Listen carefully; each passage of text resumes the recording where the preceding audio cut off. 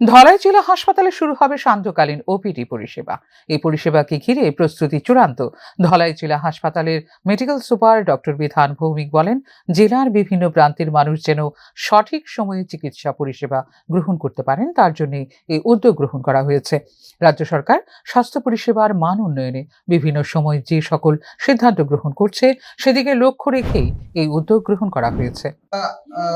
একটা নতুন শিডিউল করেছি যে আগামী সোমবার থেকে সেটা ভালো হবে।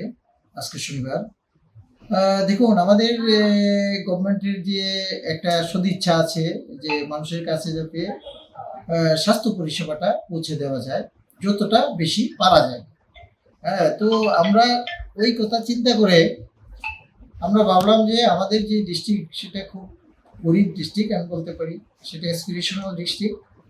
হ্যাঁ, যদিও আজকাল কমিউনিকেশন খুব ভালো হয়েছে আগের তুলনায়, তারপরেও এখানকার মানুষ কিন্তু অনেক রোগশোকে ভুগছে। আগামী সোমবার থেকে প্রতিদিন সন্ধ্যায় একটি বিভাগে বিশেষজ্ঞ চিকিৎসকেরা চিকিৎসা প্রদান করবেন।